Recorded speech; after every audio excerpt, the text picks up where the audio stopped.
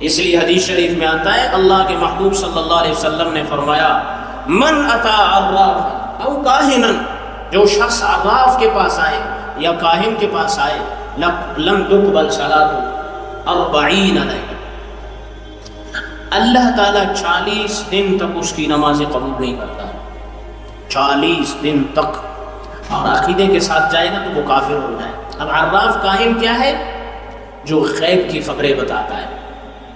یہ نہیں ہے جیسے چوکوں میں بیٹھے ہوتے ہیں وہ ہاتھ دکھاتے ہو، کیا بولتے ہیں؟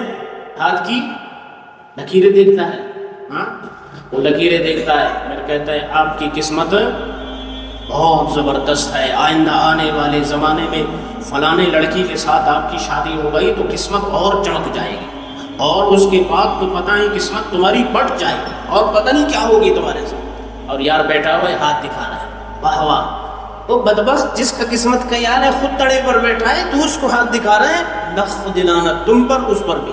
تو حضور نے فرمایا جو یہ شخص بیٹھا ہوا ہے نا اس کو عراف کہتے ہیں، کاہن کہتے ہیں، غیب کی خبریں بتانے والا، کل تمہارے ساتھ ایسے ہوگا فلاں۔ یہ نبی کو معلوم نہیں ہے۔ حضور علیہ السلام کے پاس ایک شخص آیا، یہ علمی باتیں ہیں اس لیے ترتیب کے ساتھ میں سمجھا رہا ہوں۔ نبی علیہ السلام کے پاس ایک شخص آیا، حضور علیہ السلام اونٹ پر سوار ہے، اونٹ پر سوار ہے، تو وہ شخص کہنے لگا یا رسول اللہ اس اونٹ کے کتنے پاؤں ہیں، پیر ہیں؟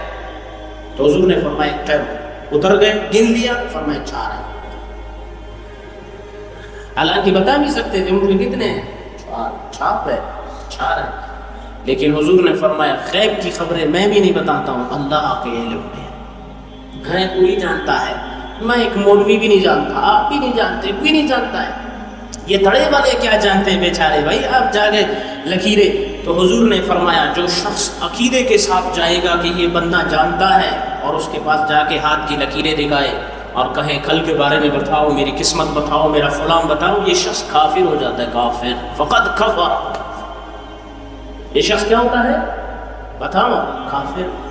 اور جو شخص اس عقیدے کے ساتھ نہیں جائے، صرف اس عقیدے کے ساتھ جائے کہ میں جاؤں اس سے اپنا ہاتھ دکھاؤں، ویسے مذاق میں ازرا ہے، معلوم کروں یہ جانتا ہے یا نہیں، ویسے جاتا ہے، تو حضور نے فرمایا لم تقبل صلاۃ 40 لیلہ، 40 دن راتیں تک اس کی نماز، کوئی نماز قبول نہیں۔ اب آپ جتنی نمازیں پڑھو، صرف ایک کام آپ نے بدعقیدگی کا کیا، 40 نمازیں آپ کا اللہ کے ہاں قبول نہیں آئی، اور عقیدے کے ساتھ گئے تو کیا ہوا؟ فقد کفر، آپ کفر والا کام کیا۔ اس لیے میرے محترم دوستوں بزرگوں، اسلام نہیں ہے، بہت بہترین دین ہے، اس کو سمجھو۔